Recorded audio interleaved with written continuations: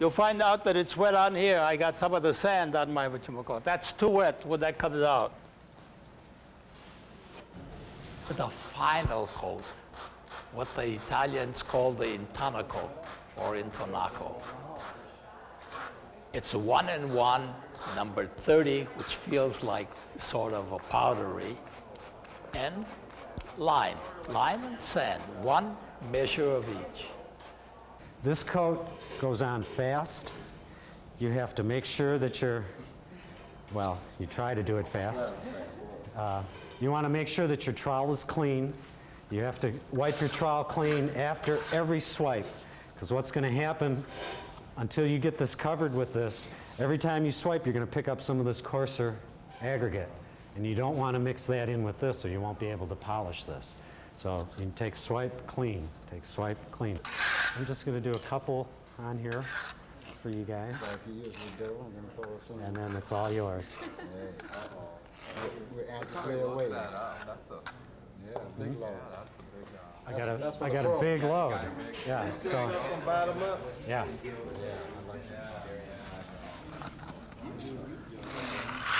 Oh, all right. Uh-oh. That was great.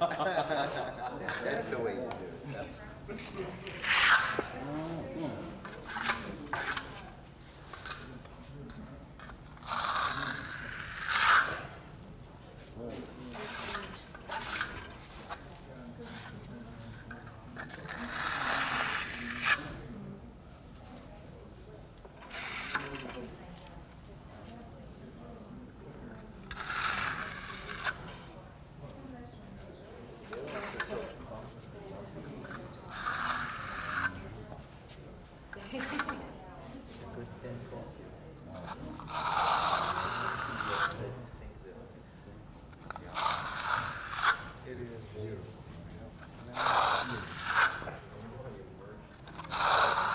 Okay. Now we let this sit for a little while before we polish it, because it's got to dry a little bit. You want some of the moisture to come out of it. But that's it. The rest of it's up to you guys. All right. Would you do the top part? Would you start from the top and then merge it? How would you do the, Okay. you know, like, Yeah. you know, I'll tell you.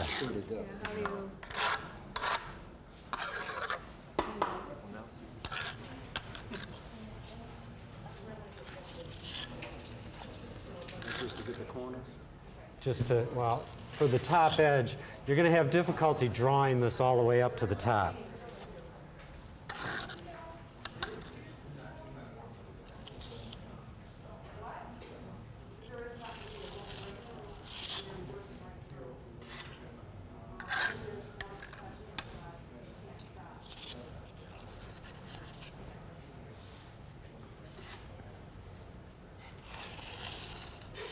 Okay, and then you can work that across the top. But I'm going to turn it over to you guys. Okay. I know how to do this. Yeah, we see that. When you get up close to the edge like that, go ahead and put a bunch Okay. on the corner. And that'll help you fill that edge in. I've been noticing on even the other coats we were having trouble getting the edge. That's okay. You can always take it off of there. I had no problem with that. You can always peel it off of the top. Great. Now clean it before you go any farther. See all the big sand that's in there? You got to clean that off before you go back over it. that's for the existing. That's it. 2 hands. So it evens up, because 1 hand it goes this way, 2 hands it doesn't move. Go ahead. Do it again. Beautiful. Now go out of the way so he can do the bottom here.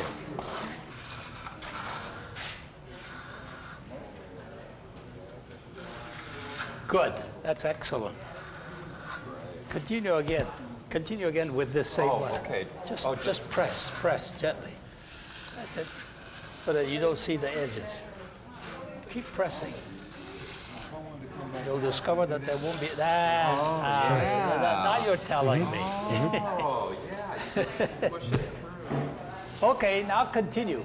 Continue up. That's good. Whenever you see any of the areas like that, use that. Yeah, and then go back over it with the broad. That's right.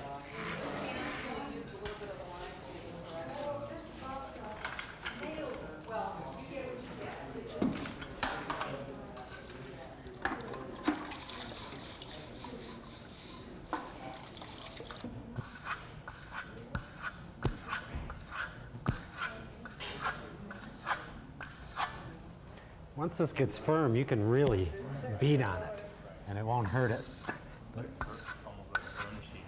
Exactly. What you're doing with this, with the rounded edge of the trowel, you're making all the sand come up flat. All the flat sides are coming up. Yeah, yeah. And then by beating on it, you're bringing the lime up also, which so it fills in around them.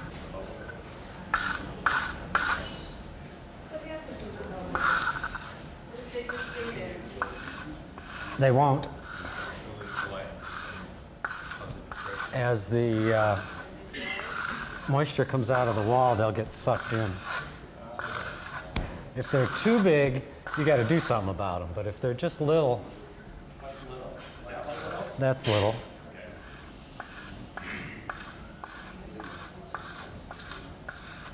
What you do at this point is you don't work that area. You know, if you got a bubble in there, leave it alone because it's wet. Let some of the moisture come off before you start working it. And then if they're too big or if you don't like it, pop a little hole in it and just work it out.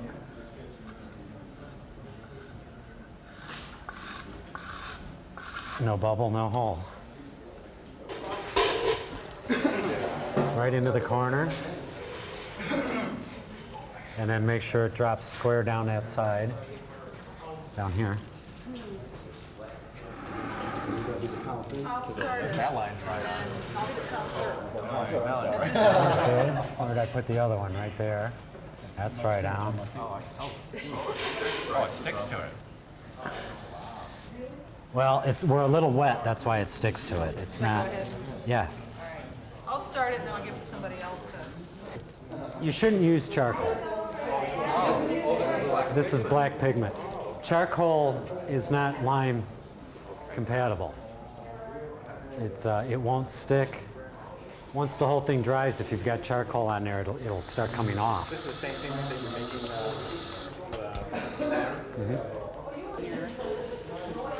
Well, there's the reference point. I think we're good. It's supposed to be dried up. Somewhat. We lost the We bottom. can't wait. Too late. But that's fence, and I think we can deal with that. People don't come in and go, hey, look at that plaster. terrible housing job. If they notice the plaster job, then you did a bad job. If you do a good job with the plaster, They don't people are notice. going to come in and say, what a beautiful picture. They're not going to say, Yeah, right. boy, did that guy do a lousy plaster job. The picture is what's important. Wait till you see it. This is, oh, wow. The light shines from the bag out. That's a fabulous color. We have to tell you there are only 12 colors in Fresco. Only 12. One green, one blue. They are around $1,000, $1,500 a pound because they come from Afghanistan. And the rest of them are yellows and reds that come from the coal mines of Virginia. They're 25 cents a pound. But I have to tell you, they're all oxides of metal, which means they're all rusts of a metal. They're the only ones that we know of that lime will not destroy. That's the only reason why there's only 12. But next time you go to the museum, take a good look and see what Rivera has done with those 12 colors. And he rarely used 12. He usually used about 8. This is distilled water that I'm using. Okay, and you just pour. Just dampen it. The Mullert is very smooth. They have an edge, a beveled edge on it, so that when you're doing this, it feeds the pigment in under. If it was not beveled, this would just sort of lock up and stop short. This, as Rick was telling you before, what you're doing, it is not so much that you're grinding it finer. You're doing it so that each little particle of pigment is suspended in water. You're grinding to the point of suspension. The way that you test it, now this is nowhere near ready, and I know it's not ready yet, but what you do is just take a little bit and put it on the water. Now this is very fine, but see it sink? See how it's sinking? It's not ready. When it floats, now this is done. I was actually very wet what I picked up, and that's fine. But as long as some of it keeps sinking, it's not done yet. Two very friendly people can share a palette. I'll maybe stick this over here. Now, what you're gonna do, you're gonna take black, figure out where the shadows are gonna be, maybe darken this up. When you're gonna have white, it's gonna be the white of the background. So whatever you want white, don't touch. You can manage to put in texture with the black because you can put in some lines. For instance, if you get down to the boards, we'll be doing the boards dark. Go ahead and do the texture as if it was wood going in that direction. What about like it's where you're going to put black over a garment? You put a color there first, or I you put the black in I first, would put the color over top of it? I would for things that are going to be very light. You're not going to want black underneath the yellow, but you could put it under the red or the blue. It would give some depth to it. Again, the skin tones, you might go ahead and do a little shading under a chin or in here, but be very light with the black for the skin tones because that can go black right away. Okay, well just go to it and I'll watch. How many do we want? On this, on the fence here? Oh, I guess when you get here, see how this is darkened and it's lighter on top? It's not So- drawn exactly the same way, but we'll, Yeah, but you can see that what she's done is the light source is coming from here on top, so that actually Can you here leave a you're all space? right, but when you get down here, go ahead and darken this in. And it is important what you're doing because your edges are going to dry faster than any in the center. So as soon as you can get something along the edge, it's going to help prolong the life. This is good. What Hubert's doing is good glass. Watch Hubert. Look how many brushes there are up there. There's a lot up there. They're working it out. They'll work it out. They're Let them working work it it out. Let them work it out. Let's sing one of Frida's songs. Te colote de guardaria, pare madrugador. Te colote de guardaria, pare madrugador. Me prestaras tu salitas, me prestaras tu salitas, me prestaras tu salitas, para ver a mi amor, para ver a mi amor. Te curicuricu, te curicuricu, te curicuricu, pobrecito te colote a secar, sa de volar. That's what Frida used to sing.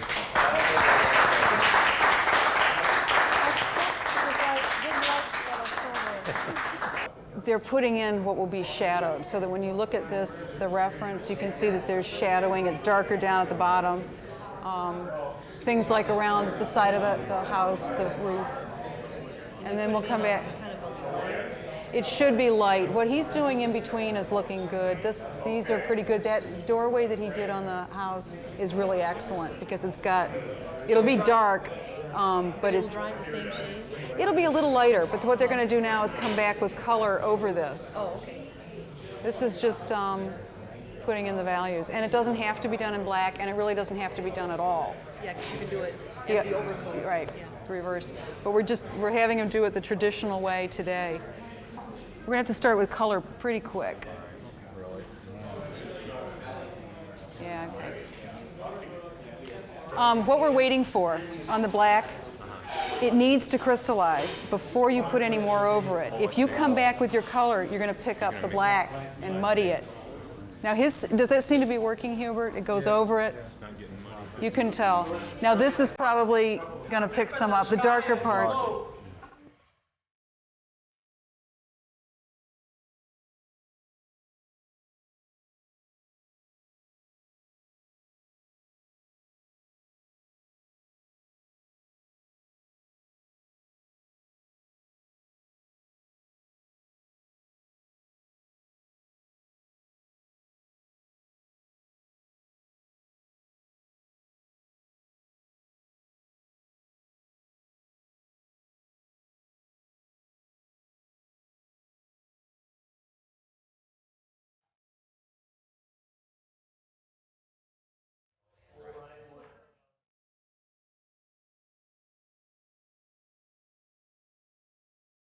That's good. What you've done is good.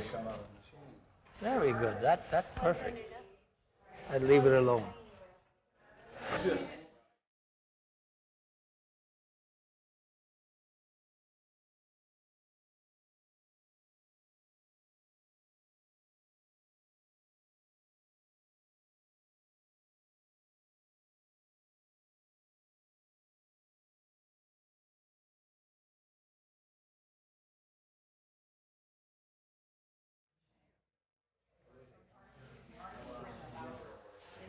I have to tell you that I'm going to cut the edge at 45-degree angle because tomorrow when you plaster, you've got to butt it in such a way and polish it in such a way that you don't see. I don't mean it that way exactly, but you don't see the edge.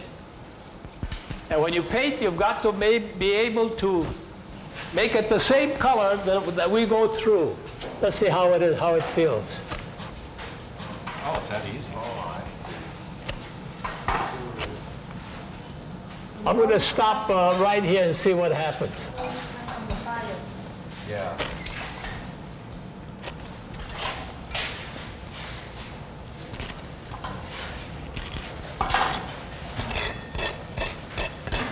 Clean it up.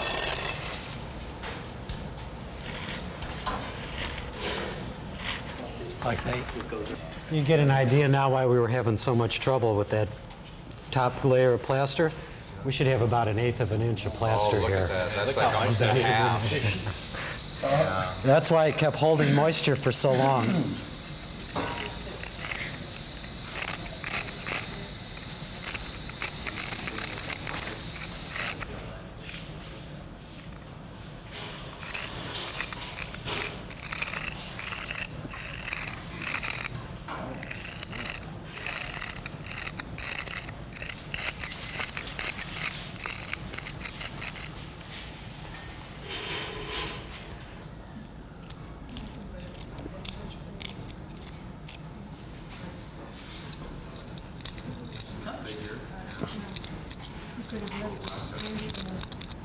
Well, we're in the middle of a field though, right?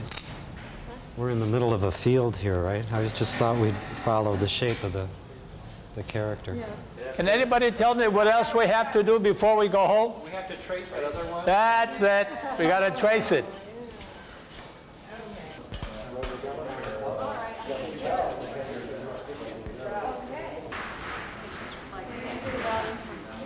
Day's work. It's like buongiorno. Oh, we darn. Here. Oh, you're on.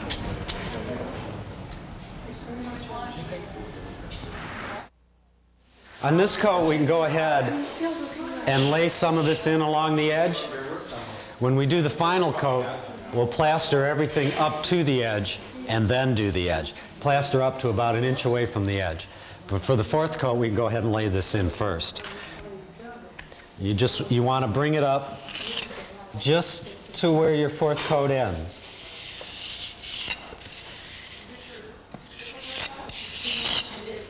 Okay? Next weekend, something, and we can start it off. We'll have to do it over a few days because you got to build up the layers and let the other ones dry. Could have checked the whole You'll thing. learn it.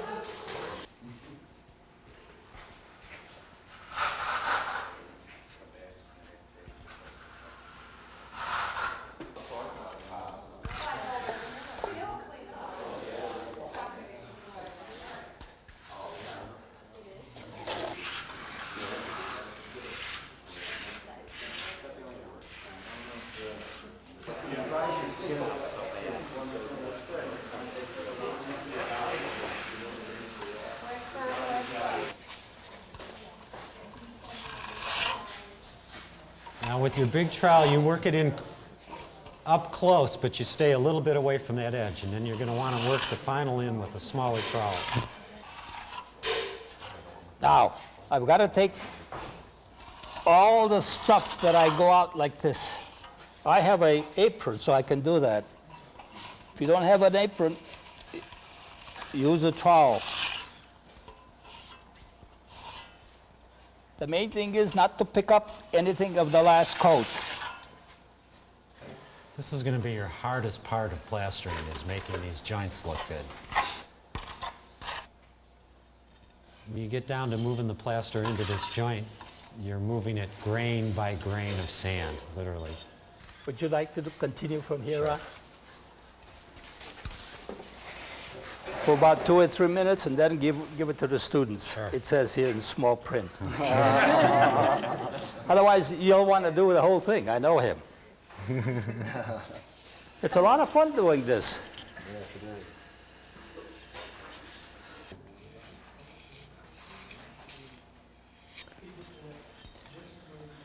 Now you get along in here, I don't know if you can see, it's just a little, this is where I'm talking about, where you're getting a grain of sand at a time that you're going to want to move in there.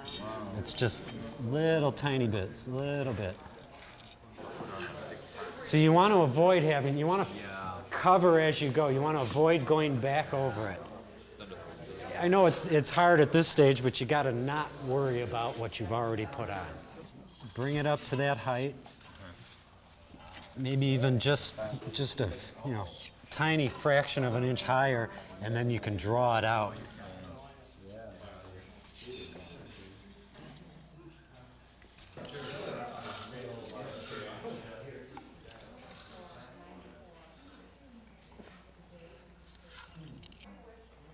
Quattro pastazo han quedado, derachito que rabio hay, y aquella casita tan blanca y bonita, lo triste que está. Me prestaros tus ojos morena, clavados toda la delva, que miren allá. Y aquella casita tan blanca y bonita, lo triste que está. This gal is lost. Rebota, figureo asesinado, muy cerquita del palmar, ay, por ser comunista, por ser agrarista y saber luchar.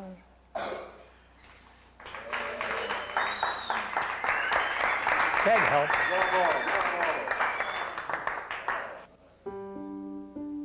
This class, this is fabulous. We've never had a class that was more interested in what we were doing. This is something special. Gal with the big big hair. Oh, I love her. It's Lion Boy.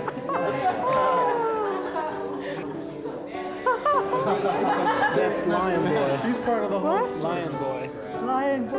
Oh, It's a tale of good and evil. it's so full of fun. You must have all enjoyed doing it. Oh, yeah. The Dimitroff's living, breathing history, being around them, hearing their anecdotes and their stories, it's just been amazing.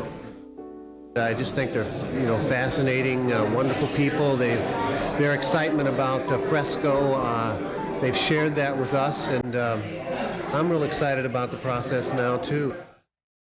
And then, the application, the actual working of a real fresco. I mean, it's a great experience. Thank you. Thank you very much. Keep the change. Thank you. You said it. We thank you for coming. Without you here, we wouldn't be here. It would be real nice if Michigan found a nice little home for Fresco, and we had some work done here, and then we'd have people coming from other parts of the country coming here to learn.